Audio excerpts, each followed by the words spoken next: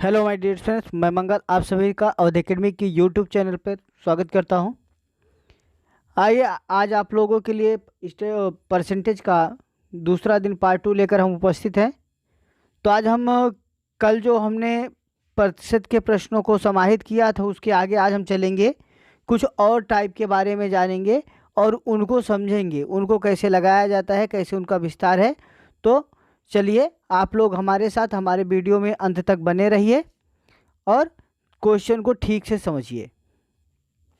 देखिए आज का ये आपका पहला क्वेश्चन है, कह रहा है चीनी का मूल्य 16 रुपये प्रति किलोग्राम से बढ़ाकर 18 रुपये प्रति किलोग्राम होने पर एक गृहिणी को चीनी की खपत कितने प्रतिशत कम कर देनी चाहिए ताकि मद पर खर्च ना पड़े। ध्यान दीजिए, कह रहा बाबू चीनी के मूल्य को 16 रुपये प्रति किलोग्राम से बढ़ाकर 18 रुपये प्रति किलोग्राम होने पर गृहिणी को चीनी की खपत में कितने कितने प्रतिशत की कमी कर देनी चाहिए ताकि मद पर कोई प्रभाव ना पड़े। तो भैया देखो, चीनी का दाम क्या है, पहले 16 रुपये प्रति किलोग्राम था। पहले कितना था? 16 रुपये प्रति किलोग्राम था। अब हो गया कितना? 18 रुपये प्रति किलोग्राम। ठीक है भैया, एक गृहिणी को चीनी की खपत में कितने प्रतिशत कम कर देना चाहिए ताकि मद पर कोई प्रभाव ना पड़े। तो भैया देखो, पहले 16 रुपये था और अब 18 रुपये हो गया। तो पहले 16 रुपये के अनुसार ही इसको खर्च करना है, तो कितने प्रतिशत कम करना है? तो दोनों में देखो कितना कम करना पड़ेगा इसे। डिफरेंस कितने का है? 2 का है बाबू। तो रख दो सीधा सीधा, 2 गुणे 100 बटे किस में कम करना है? 18 में कम करना है बाबू, बटे 18 काट दो। 2 एकम 2, 2 नवा 18। ठीक है, 9 11 में 99, 11 से ही 1/9% की कमी कर देने पर कन्फर्म। भाई 16 रुपये था, 18 रुपये हो गया। कितना कम होना चाहिए कि कोई फर्क ना, खर्च पर प्रभाव ना पड़े। ठीक है, खर्च ना बढ़े, मतलब 16 रुपये था तो 16 रुपये खर्च हो। तो भैया 18 रुपये किलो चीनी हो गई है। कितना बढ़ा? 2 रुपये बढ़ा। दोनों का अंतर कितने का है? 2 रुपये का। तो भैया 2 कम होगा तभी तो 16 मिलेगा। तो 2 गुणे 100 बटे किस में? 18, 18 में, तो बटे 18 करके काट दी। 11 से ही 1/9% की कमी होने पर। नेक्स्ट क्वेश्चन भैया, क्वेश्चन देखिए, संतरे का मूल्य 20 रुपये प्रति किलोग्राम से घटकर 15 रुपये प्रति किलोग्राम हो जाने पर कोई व्यक्ति अपने खपत में कितने प्रतिशत की वृद्धि कर दे कि मद पर खर्च ना घटे। भैया देखो, पहले संतरा कितना था? 20 रुपये किलोग्राम था, 15 रुपये हो गया। मतलब पहले 20 रुपये था, अब हो गया कितना बाबू? 15 रुपये प्रति किलोग्राम। कह रहा है होने पर खपत में कितने प्रतिशत की वृद्धि कर दे। मतलब जो कम खर्चा था अब उसको अपने खर्च को बढ़ा देना है ताकि मद पर खर्च ना घटे। मतलब पहले जो 20 रुपये खर्च होता था उसे 20 रुपये ही खर्च करने हैं, उससे कम खर्च नहीं करने हैं। तो भैया सीधी सीधी बात है, 20 और 15 के बीच में डिफरेंस कितने का है बाबू? 5 रुपये का। ठीक है, तो भैया उसको कितना दाम बढ़ाना है वर्तमान में नए रेट के अनुसार? 15 रुपये है, 5 रुपये बढ़ा देगा तभी तो 20 के बराबर हो जाएगा। तो कितने बढ़ाने हैं? 5 बढ़ाने हैं। तो वृद्ध बराबर कितनी की वृद्धि होनी है? 5 गुणे 100 बटे किस में बढ़ाने हैं? नए मूल्य में, मतलब 15, 5 तिहाई 15, 100 बटे 3 अर्थात 3 त्रिक का 9, 3 त्रिक का 9, 33 सही 1/3% की वृद्धि कर देने पर। समझ में आया? ओके, चलिए नेक्स्ट क्वेश्चन। चीनी के मूल्य में 30% की वृद्धि हो जाने पर एक परिवार ने अपनी खपत इतनी कम कर दी कि चीनी के खर्च में केवल 10% की ही वृद्धि रह गई। यदि मूल्य वृद्धि के पहले चीनी की खपत 26 किलोग्राम था तो अब खपत कितना है? भैया पहले चीनी की पहले क्या था? पहले जो चीनी के मूल्य था उसमें 30% की वृद्धि हो गई और परिवार ने अपनी खपत इतनी कम कर दी कि चीनी का खर्च में केवल 10% की वृद्धि रह गई। यदि मूल्य वृद्धि से पहले चीनी की खपत 26 किलोग्राम थी तो अब खपत कितने हैं? भैया हो, पहले खपत होती थी 26 किलोग्राम। ठीक है, ध्यान दीजिएगा, ध्यान दीजिए। पहले चीनी कितने में थी? माना 100 रुपये किलो चीनी थी। ठीक है। चीनी का दाम बढ़ के कितना हुआ, चीनी के दाम कितना बढ़ा बाबू, 30% बढ़ा। तो नया दाम कितना हो गया, 100 में 30 जोड़ दीजिए भाई, 130 रुपये हो गया। ठीक है भाई, 30 पड़ेगा तो 100 का 30% में इंक्रीज कर देंगे, क्योंकि देखो हमेशा प्रतिशत में अगर वृद्धि हो रही है तो जितने की वृद्धि हो 100 में उतना प्लस कर दो तो आपको बढ़ा हुआ मूल्य मिलेगा, और जितने की कमी हो रही 100 में उतना आप घटा देंगे तो घटा हुआ मूल्य डायरेक्टली मिल जाएगा। ठीक है, नई वृद्धि के बाद क्या कितना क्या दाम हो गया उसका, 130 130 हो गया, 130 एक्स हो गया। और कह रहा है कि यदि मूल्य में पहले के चीनी के मूल्य चीनी की खपत कितनी थी, 26 किलोग्राम थी, और उसमें केवल मूल्य में कितनी वृद्धि हुई, 10% की।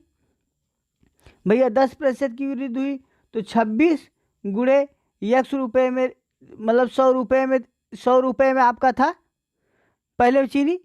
अब मूल्य में कितने की वृद्धि हो गई बाबू, 10 रुपये की, 10% की वृद्धि हो गई, 10 रुपये की होगी गुणे 110, बस 130 एक्स बराबर 26 गुणे 110, काट दीजिए, 13 हम 130, 13 दूनी 26, एक जीरो से एक जीरो कट गया, एक्स बराबर 22 किलोग्राम। पहले चीनी की खपत 26 किलोग्राम थी, वर्तमान में चीनी की खपत कितनी हो गई बाबू, 22 किलोग्राम हो गई। कंफर्म, कोई डाउट। चलिए नेक्स्ट क्वेश्चन देखिए भैया, इसमें कह रहा है चाय के मूल्य में 25% की कमी हो जाने से एक दुकानदार ने अपनी खपत में इतनी वृद्धि कर दी कि चाय का खर्च केवल 15% की कमी हो। यदि मूल्य कमी से पहले चाय की खपत 30 किलोग्राम थी तो अब खपत कितनी है। पहले चाय 30 किलोग्राम खपत होती थी और चाय के मूल्य में क्या हुई, 25% की कमी हुई।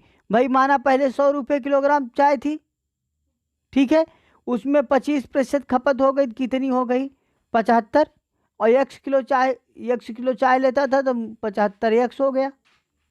ठीक है बाबू। उसके बाद कह रहा है कि दुकानदार अपनी खपत में इतनी वृद्धि कर दी कि चाय के खर्च में केवल 15% की कमी रह गई।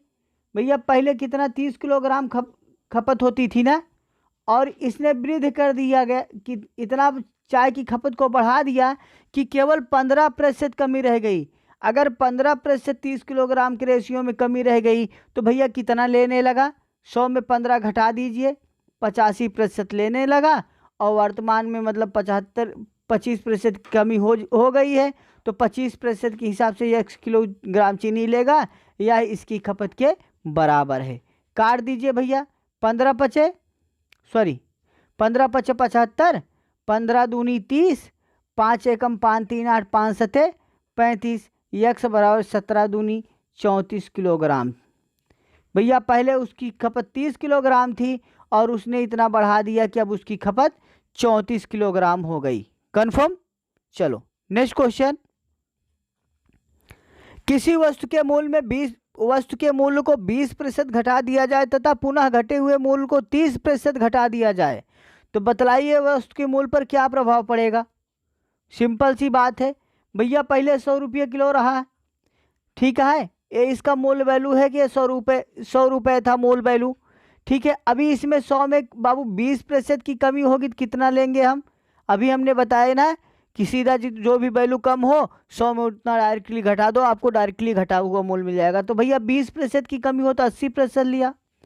अब ये नया घटा हुआ मूल्य हो गया, और इसमें कह रहा है घटे हुए मूल्य में पुनः 30% घटा दिया जाए।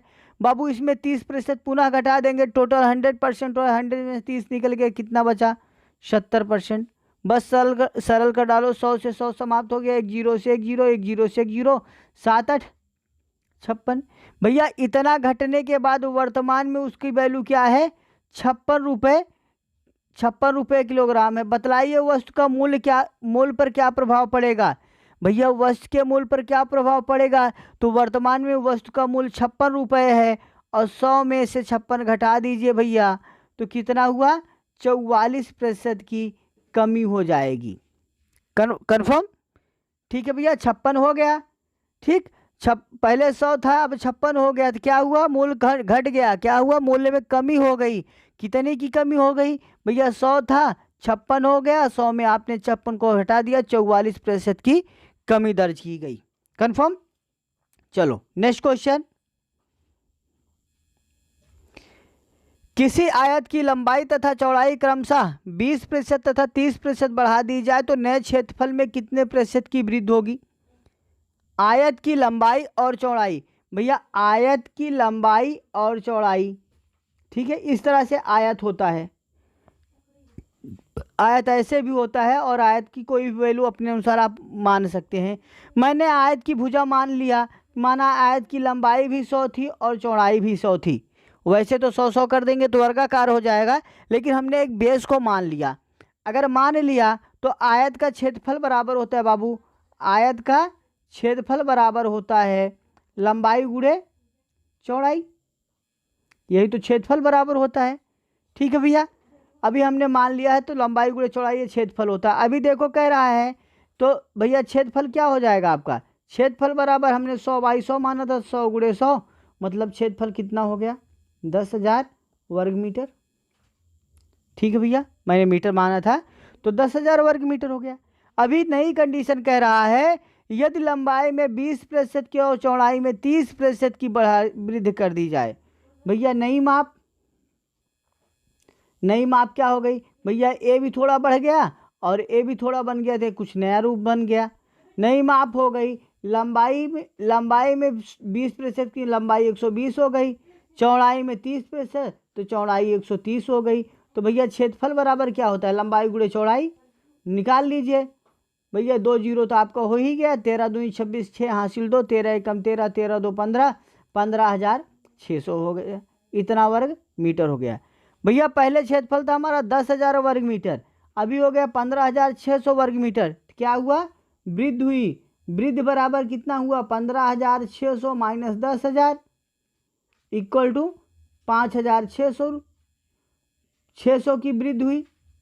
ठीक है भैया, तो आपका पूछा कितने प्रतिशत की हुई वृद्धि हुई, तो वृद्धि प्रतिशत बराबर वृद्धि गुणे 100 बटे मूल वैल्यू बाबू कितनी थी 10,000 थी, 2 जीरो से 2 जीरो इधर, 2 जीरो से 2 जीरो कट गया, 56% की आपके पास भैया वृद्धि हो गई। कंफर्म, कोई डाउट।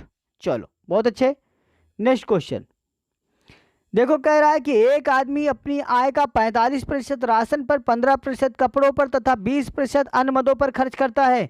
यदि उसके पास 75 रुपये बच जाते हैं तो उसकी आय क्या है, फटाफट बता दो। सिंपल सा देखो, माना भाई उसकी आय क्या थी 100 थी, 100 थी, ठीक है 100 थी, 100 में से अभी क्या किया, देखो यहां पर एक चीज और है, यहां पर तथा या शब्द का प्रयोग नहीं किया है। जहां पर या शब्द का प्रयोग करेगा वहां पर सभी पार्ट की अलग अलग तुलना होगी, लेकिन जहां पर या नहीं करेगा वहां पर कोई अलग से तुलना नहीं होगी। एक आदमी ने अपनी आय का 45% राशन पे, भैया 45% राशन पे इसने खर्च कर दिया, 15% कपड़े पे खर्च कर दिया, ठीक है, और 20% अन्य पे खर्च कर दिया। बाबू कुल कितना प्रतिशत खर्च किया, जोड़ लो, 5 5 10 की शून्य हासिल 1, 4 2 6, 1 7 1 8, 80% इसने भैया खर्च कर दिया। टोटल 100% होता है, 100 में से 80 खर्च कर दिया। अगर हम 100 में से 80 को बाहर निकाल लेंगे तो कितना प्रतिशत बचा इसके पास, 20% धन बचा है।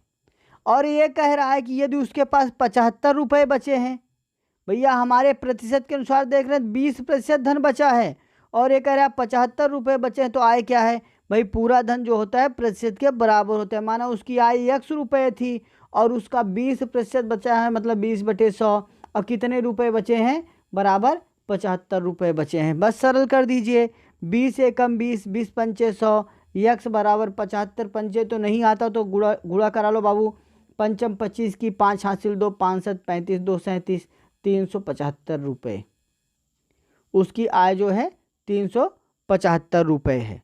कंफर्म। नेक्स्ट क्वेश्चन, एक आदमी अपनी आय का 45% राशन पर, 15% कपड़ों पर और 20% अन्य मदों पर खर्च करता है। सॉरी, क्वेश्चन सेम रिपीट हो गया। नेक्स्ट क्वेश्चन, मोहन अपनी आय का 20% पढ़ाई पर, 30% यातायात पर तथा 25% अन्य मदों पर खर्च करता है। यदि उसकी मासिक आय 500 रुपये हो तो वह क्या बचाता है। भैया देखो, मोहन अपनी मासिक आय का अभी जस्ट बताए हैं 20% क्या किया, पढ़ाई पर खर्च किया, ठीक है, 30% ट्रेवलिंग पर, यातायात पर 30% खर्च कर दिया, तथा 25% अन्य पर खर्च कर दिया। ठीक है बाबू, तो कुल कितने प्रतिशत खर्च किया, जोड़ लो। 5, 3 2 5 2 7, 75% इसने कुल खर्च किया। 20, 30 और 25 जोड़ लिए, टोटल 75% खर्च किया। भैया पूरा पूरा जहाँ प्रतिशत की बात होती है 100 होता है, 100 में से 75 निकल गया तो कितना प्रतिशत धन बचा उसके पास बाबू, 25%। कह रहा है यदि उसकी मासिक आय 500 रुपये है तो वह बचाता क्या है। भैया देखो बचा कितना है, कुल 25% तो बचा है धन, और उसकी आय कितनी है 500, तो 500 में 25% तो बचाएगा। तो निकाल लीजिए 500 का 25/100, 2 जीरो से 2 जीरो कट गया, 25 पंचे 125, 125 रुपये उसकी बचत है। कंफर्म, कोई डाउट नहीं। चलिए बहुत अच्छा, नेक्स्ट क्वेश्चन। सुरेश अपनी आय का 40% हिस्सा भोजन पर, शेष का 50% हिस्सा यातायात पर तथा शेष का 30% हिस्सा कपड़े पर खर्च करता है। यदि वह प्रति माह 2520 रुपये बचाता है तो उसकी मासिक आय क्या है। चलिए फटाफट बताइए, ध्यान दीजिए, क्वेश्चन को ध्यान दीजिए। सुरेश अपनी आय का 40% हिस्सा भोजन पर, शेष का 50% हिस्सा यातायात पर, शेष का 30% कपड़े पे। देखो भैया जब शेष कहता है तो जितनी बार जो बचता है वो हमेशा 100% होता चला जाता है। भाई माना उसकी पूरी वैल्यू क्या थी बाबू, यक्स थी, यक्स रुपये उसकी आय थी। इसने 40% हिस्सा भोजन पर खर्च किया। अगर 40 भोजन पे खर्च किया तो बचाया कितना भैया, 100 में से 40 चला गया, कितना बचाया उसने, 60% बचाया गुड़े। फिर जो बचा हुआ हिस्सा, इस हिस्से का 50% यातायात पर, अगर इसका 50% यातायात पे करेगा तो बचाएगा कितना, 50% बचाएगा। फिर बचे हुए शेष का, मतलब नए शेष का 30% हिस्सा कपड़े पे, बाबू इसका 30% कपड़े पे खर्च किया तो कितना बचा लिया, 70% बचा लिया। यदि उसकी आय यदि वह प्रतिमाह 2520 रुपये बचाता है, ठीक है, बराबर 2520 रुपये बचाता है तो उसकी मासिक आय कितनी है। भैया मासिक आय तो एक सी बच वैल्यू है तो बस काट दीजिए, 1 जीरो से 1 जीरो, 1 जीरो से 1 जीरो कट गया। ठीक है, यहाँ के 1 जीरो से 1 जीरो कट गया, 5 एकम 5, 5 दूनी 10, 2 एकम 2, 2 तिहाई 6। अभी इधर तिरछा काट दीजिए, सामने सामने काट दीजिए भैया, 3 8 24, 1 25, 3 चौक 12। ठीक है, 7 एकम 7, 1 8, 7 दूनी 14, बस यक्स बराबर 12,000, 12,000 रुपये उसकी मासिक आय है।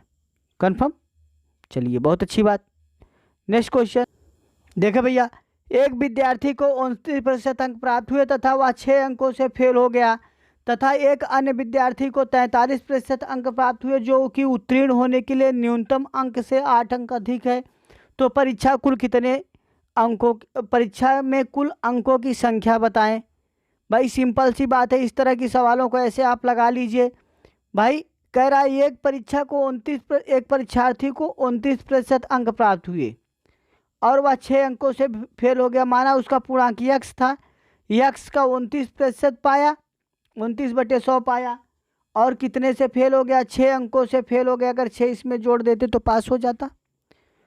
उसी तरह दूसरा विद्यार्थी पूर्णांक वही यक्स था, उसमें 43% पाया उसने, जो कि उत्तीर्ण होने के लिए न्यूनतम अंक से 8 अधिक पाया। अगर ये 8 कम पाता तब भी पास हो जाता। दोनों कंडीशन में पास हो रहे हैं तो बराबर पे राशियाँ सरल कर दीजिए। ये आपको हो गया 29x/100, ठीक है, प्लस 6 बराबर 43x/100 माइनस 8। पक्षांतर कर लो भैया, तो 6 माइनस 8 इधर आएगा, प्लस 8 हो जाएगा, 43x/100 माइनस 29x/100। भैया 8 6 14 बराबर हो गया 13 में से 9 गए 4, 3 में से 2 गए 1, 14 x बराबर 100, 14 से 14 कट गया, x बराबर बाबू 100 आ गया। तो परीक्षा के कुल अंक कितने थे, 100 थे। इसका एक और बेहतर तरीका है, देखो भैया ध्यान से। इसमें क्या करता है कि इस तरह की सवालों में हमेशा आप क्या करिएगा कि जो प्रतिशत है, प्रतिशत का अंतर निकाल लीजिएगा और अंकों का योग कर दीजिएगा। जैसे देखो 29% पाया, 6 अंकों से फेल हो गया, और 43% पाया, 8 अंक अधिक पाया, तो अंकों का योग और प्रतिशत का अंतर कर दीजिएगा बाबू। प्रतिशत का अंतर निकालेंगे, 13 में से 9 गए 4, 3 में से 2 गए 1, 14% का अंतर आया। अंकों का योग 8 6 14 आया। बस x का 14/100 बराबर 14, 14 से 14 कट गया, x बराबर 100। उस कुल परीक्षा कुल 100 अंकों की थी। समझ में आया? चलिए, अगर आपको समझ में आया हो तो आप हमारे वीडियो को लाइक कर दीजिए, हमारे वीडियो को आप लाइक कर दीजिए। साथ ही साथ चैनल पर नए हैं तो चैनल को सब्सक्राइब कर लीजिए और नोटिफिकेशन का बेल ऑन कर लीजिए, जिससे हमारी आने वाली सभी वीडियो आपको मिलती रहे। और अपने दोस्तों में वीडियो को शेयर करना ना भूलें। धन्यवाद।